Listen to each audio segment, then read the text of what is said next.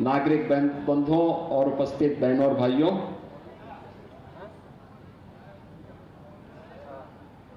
Power grid corporation को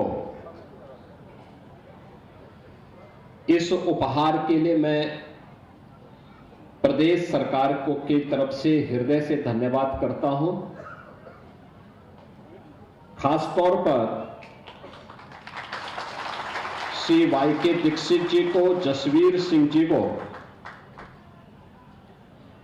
जिन्होंने CSR की इस निधि का इस औद्योगिक क्षेत्र में इस आईटीआई के निर्माण के लिए उपयोग किया है। आपने लघु वीडियो फिल्म देखी होगी। इसके माध्यम से पावर ग्रिड कॉरपोरेशन ने उत्तर प्रदेश में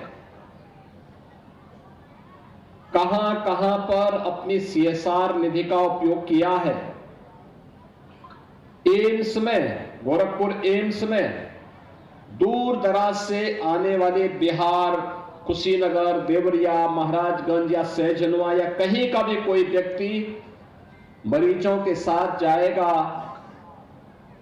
तो पेशेंट तो एडमिट रहता है वार्ड में, साथ के लोग कहां रहेंगे।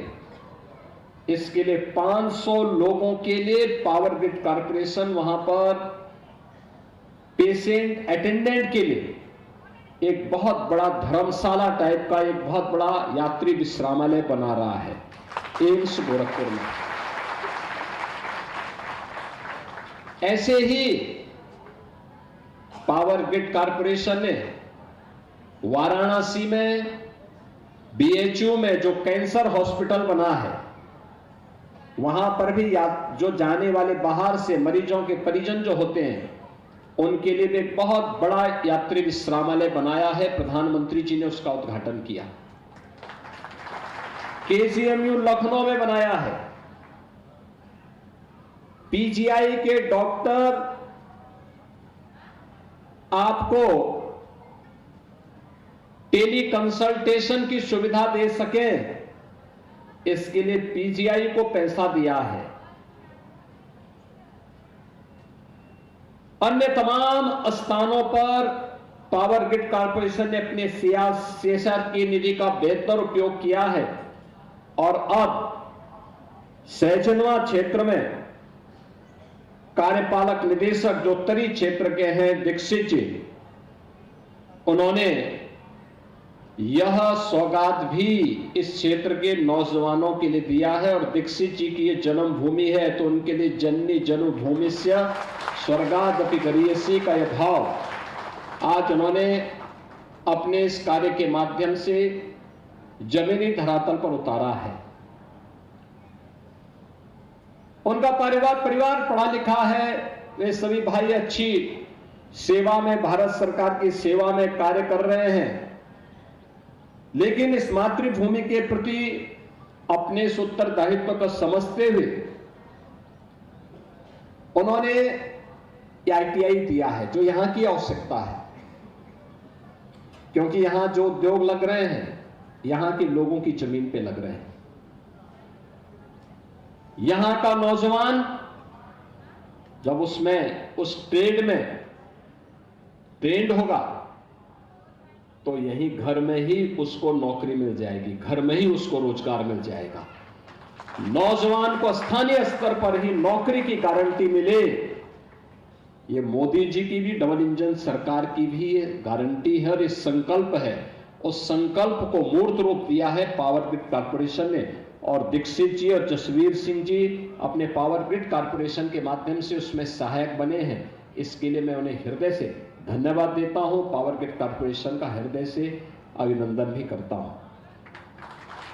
मैं यहां के विधायक श्री प्रदीप शुक्ला जी को, विपिन सिंह जी को, श्री राम चौहान जी को, क्योंकि 3 विधानसभाएं इसमें सीधे जुड़ी हैं और चौथी राजेश त्रिपाठी जी की भी, जो गीडा के साथ जुड़ चुकी हैं। यानी यहां सहजनवा से खींच करके राजेश त्रिपाठी जी धुलिया पार तक लेके चले गए।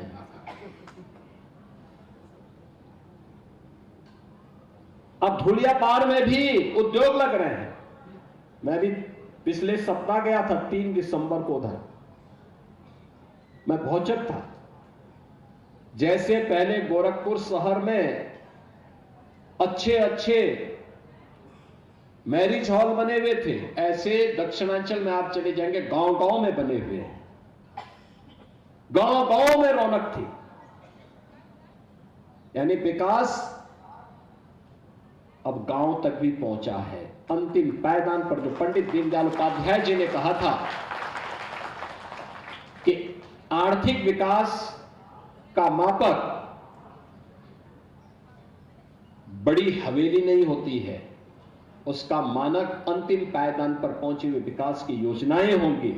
और यह डबल इंजन सरकार के कारण गांव गांव तक पहुंचा हुआ विकास आज इस बात को प्रदर्शित करता है। हम लोगों ने पिछले 8 वर्ष में यहां पर जो निवेश करवाया है अकेले गीडा में, वह लगभग 12 से 15 हजार करोड़ रुपए का है। इसके माध्यम से अकेले गीडा क्षेत्र में, मैं गोरखपुर की, पिपराइच की, कैंपियरगंज की और अन्य जगह की बात नहीं कर रहा हूं, क्योंकि गीडा के क्षेत्र की बात कर रहा हूं मैं, लगभग 50,000 नौजवानों को सीधे सीधे नौकरी मिली है यहां पर इन सभी उद्योगों में। आपके बगल में ही वरुण बेवरेज का है, उसके बगल में ही अभी गीता प्रेस भी आ रहा है, उसके बगल में भी नए उद्योग लगे हैं। अब यहां पर गैलेंट के साथ साथ अंकुर उद्योग के साथ साथ नए नए उद्योग आ रहे हैं। अब सीमेंट की फैक्ट्री भी गोरखपुर में ही लगने वाली है। गोरखपुर में गैलेंट ने तो लगा दी है और धुलिया पार के पास भी लगने जा रही है। जितना भी फसल के बाद जो पराली होती थी, जिसको हम वेस्ट कहते थे, आग लगा करके लोग खेत की उर्वरता को भी कम करते थे और प्रदूषित वातावरण को भी प्रदूषित करते थे। अब पराली जलाना नहीं है, बल्कि पराली यहां पे कंप्रेस्ड बायोगैस का जो प्लांट लगा है, आप वहां पर दीजिए, उसका दाम भी मिलेगा और पर्यावरण की रक्षा भी होगी। धुलिया पार में उस प्रकार का इंडियन ऑयल ने अपना एक उद्यम लगा लिया है कंप्रेस्ड बायोगैस का। यानी आम के आम और गुठली के भी दाम। पर्यावरण भी बचेगा तो हम स्वस्थ रहेंगे, और हम स्वस्थ रहेंगे तो प्रधानमंत्री जी के विकसित भारत की संकल्पना को आगे बढ़ाने में अपना योगदान दे देंगे। आज यह सच है कि देश की सबसे बड़ी आबादी का राज्य उत्तर प्रदेश है। उत्तर प्रदेश में हमारा 55 से 60% जो जनसंख्या है, यह कामकाजी है, यानी ये युवा वर्ग है। और ये हमारा सौभाग्य है कि उत्तर प्रदेश देश के अंदर सबसे युवा राज्य भी है। स्केल है, लेकिन इस स्केल को, इस युवा को स्किल के साथ जोड़ना है, इसका स्किल डेवलपमेंट करना है। गीडा ने इसीलिए नैपेड की एक शाखा यहां पर खोली है और नाइलेट की शाखा के माध्यम से वह यहां ट्रेनिंग दे रहे हैं। कैंपस सिलेक्शन होगा, उद्योगों में उन नौजवानों का यहां पे समायोजन होगा। यह ITI भी पावर ग्रिड कॉर्पोरेशन ने बना दिया है, उत्तर प्रदेश सरकार को सौंपा है। उत्तर प्रदेश सरकार चलाएगी। यहां की उद्योग के अनुरूप उस प्रकार के ट्रेड को विकसित करके हम इसे आगे बढ़ाएंगे। आपने देखा होगा उत्तर प्रदेश के अंदर हम लोगों ने टाटा टेक्नोलॉजीज के साथ मिलकर के 150 से अधिक ITI को मॉडर्न और अत्याधुनिक तकनीक के साथ जोड़ने का काम किया है।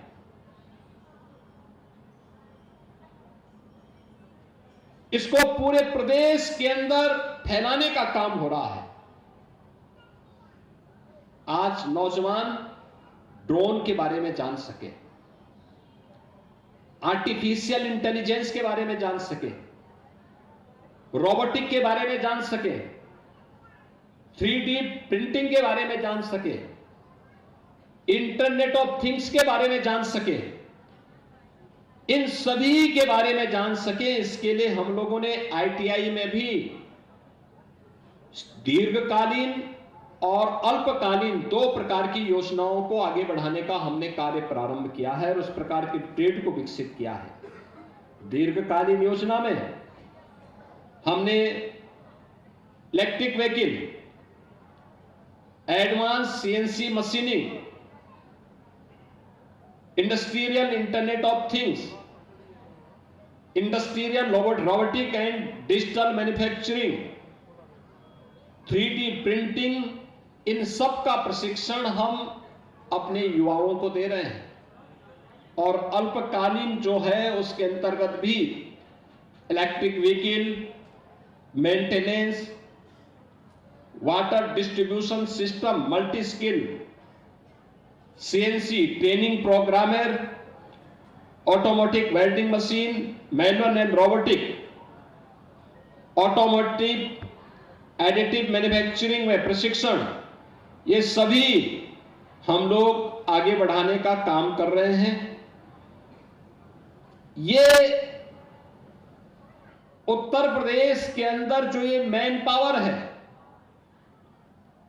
जो हमारा नौजवान है, अत्यंत प्रतिभाशाली नौजवान है, इस प्रतिभाशाली नौजवान की डिमांड देश में भी है, दुनिया में भी है। लेकिन जब वह अनस्किल होता है तो कम मानदेय पाता है, लेकिन जब वह स्किलफुल होता है तो अच्छा मानदेय पाता है। याद करिए, हम लोगों ने जिन नौजवानों को इजराइल में भेजा था, लॉजिंग फूडिंग फ्री में उनकी वहां पर है और 1 यानी 1.25 लाख से लेकर 1.5 लाख रुपए महीना वे प्राप्त कर रहे हैं, रहना खाना मुफ्त में। अगर बड़े पैमाने पर आज जर्मनी मांग रहा है, जापान मांग रहा है, दुनिया के तमाम देशों में मांग हो रही है, अगर इन नौजवानों को उसके साथ हम ट्रेनिंग के साथ जोड़ करके, लैंग्वेज के साथ जोड़ करके उस कार्यक्रम को आगे बढ़ाएंगे तो देश और दुनिया के लिए अत्यंत उपयोगी होगा। और यह न केवल इन नौजवानों के हित में, बल्कि आने वाले समय में हम लोग देश के अंदर अच्छा मैन पावर उपलब्ध करवाने के एक हब के रूप में अपने आप को स्थापित कर पाएंगे।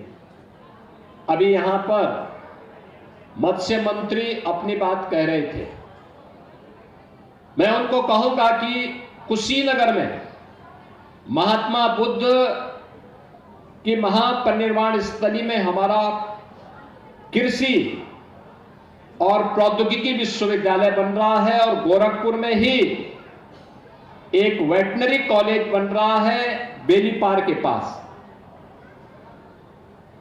जो मत्स्य की नई ट्रेनिंग देने का सेंटर है। ये वेटनरी कॉलेज के लिए आप चिन्हित करिए, जो बेलीपार के पास बन रहा है। राही को भी मदद मिल जाएगी उससे, क्योंकि ये लोग आमी नदी के किनारे किनारे अपना जीवन यापन करते हैं। आज के इस अवसर पर मैं एक बार फिर से इस सौगात के लिए पावर ग्रिड कॉर्पोरेशन को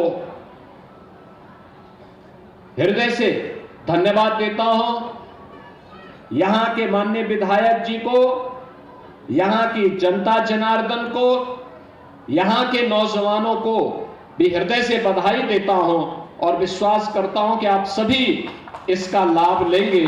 आप सबके प्रति मेरी मंगलमय शुभकामनाएं हैं। धन्यवाद। जय हिंद।